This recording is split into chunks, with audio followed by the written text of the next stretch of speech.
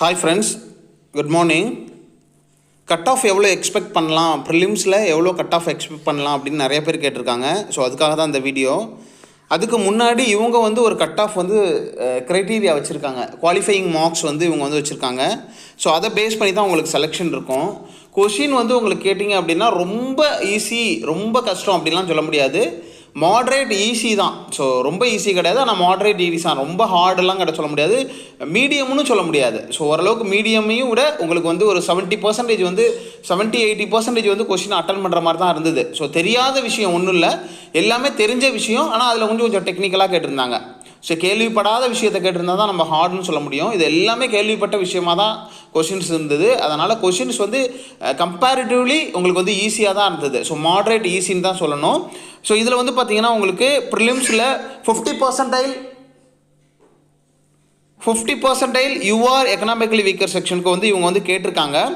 தென் 45% for உங்களுக்கு வந்து ஓபிசிக்கும், 40% வந்து எஸ்சி எஸ்டிக்கும், பிடபிள்யூடிக்கு 35% இருந்தாவே வந்து உங்களுக்கு குவாலிஃபை பண்ணிவிடுவாங்க அப்படின்னு கொடுத்துருக்காங்க. ஸோ இதில் பர்சன்டைல்ங்கிறது வேறு, பர்சன்டேஜ்ங்கிறது வேறு. பர்சன்டைல் அப்படின்னு வந்து பார்த்தீங்கன்னா உங்களுக்கு யார் வந்து ஃபஸ்ட் மார்க் எடுத்திருக்காங்களோ அவங்க தான் 100% வருவாங்க. ஸோ அவங்க வந்து 100க்கு 60 மார்க் எடுத்திருந்தாலும் அவங்க தான் ஃபஸ்ட்டு மார்க் அப்படின்னா அவங்க தான் 100%. ஸோ அதுக்கு பின்னாடி உள்ளவங்க தான் வந்து மற்ற பர்சன்டேஜ்லாம் வருவாங்க, பர்சன்டைலாம் வருவாங்க. ஸோ அதனால் பர்சன்டைல் எப்போதுமே அதிகமாக வர்றதுக்கு சான்சஸ் இருக்குது. ஸோ நான் வந்து 99% எடுத்திருக்கேன், செலக்ட் ஆகலை அப்படின்லாம் நீங்கள் யோசிக்காதீங்க. ஸோ யார் வந்து ஃபஸ்ட் மார்க் எடுத்துருக்காங்க அவங்க 100% வருவாங்க. ஸோ அடுத்தடுத்து உங்களுக்கு வந்து வர்றப்போ உங்களுக்கு வந்து அடுத்தடுத்த பர்சன்டைல் வரும். ஸோ நம்ம வந்து இங்கே வந்து எந்த கால்குலேஷன் வந்து பார்க்க போகிறோம்னா கொஷின்ஸை தான் நம்ம வந்து கால்குலேஷன் பண்ண போகிறோம். நீங்கள் வந்து மீன்ஸ் பர்சன்டேஜை தான் நம்ம வந்து பார்க்க போகிறோம். எவ்வளோ பர்சன்டேஜ் நீங்கள் வந்து எடுத்தீங்க அப்படின்னா உங்களுக்கு வந்து செலெக்ஷன் ஆகிறதுக்கு சான்சஸ் இருக்குது அப்படிங்கிறத நான் அந்த வீடியோவில் உங்களுக்கு சொல்ல போகிறேன். ஸோ 1:5 அந்த ரேஞ்சில் வந்து உங்களுக்கு செலெக்ஷன் இருக்கும். 1500 போஸ்ட்டுக்கு 7500 பேரை வந்து கூப்பிடுவாங்க.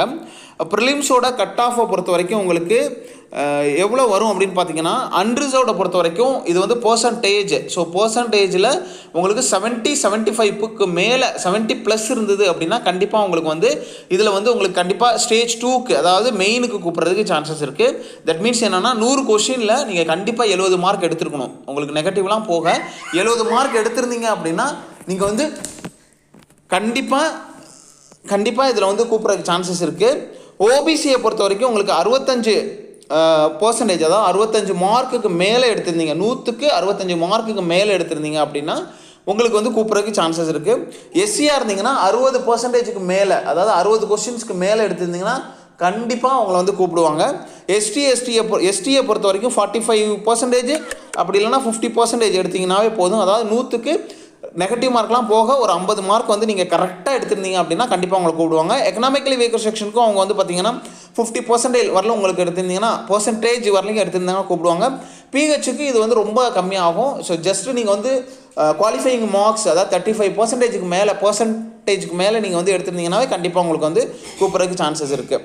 ஸோ இதுதான் ஃபைனல் கட் ஆஃப். இவ்வளோலாம் எடுத்திருந்தீங்கன்னா கண்டிப்பாக நீங்கள் வந்து மெயின் எக்ஸாமுக்கு நீங்கள் ப்ரிப்பேர் பண்ண ஆரம்பிச்சிருங்க. இந்த லெவலில் நீங்கள் எக்ஸாம் எழுதிருந்தீங்கன்னா மெயின் எக்ஸாமுக்கு ப்ரிப்பேர் பண்ண ஆரம்பிச்சிருங்க. அன்ரிசர்வ்டுக்கு 70, ஓபிசிக்கு 65, எஸ்சிக்கு 60, எஸ்டிக்கு 45லேருந்து 50, எக்கனாமிக்கலி வீக்கர் செக்ஷன் 50+, பிஹெச்சுக்கு 40+. ஸோ இந்த மார்க்ஸ் மட்டும் எடுத்திருந்தீங்கன்னா கண்டிப்பாக நீங்கள் செலெக்ஷன் தான். மெயின்ஸுக்கு நீங்கள் ப்ரிப்பேர் பண்ண ஆரம்பிச்சிடலாம். Wish you all the best. அடுத்தடுத்த வீடியோவில் மீட் பண்ணுறேன். வேறு என்ன வீடியோ வேணும்னு சொல்லுங்கள். அடுத்தது நம்ம எய்ம்ஸ் நார்செட் 6ஓட கொஷின் பேப்பரை வித் ஆன்சர் கீயோட பார்க்க ஆரம்பிச்சிடலாம். Wish you all the best. Thank you.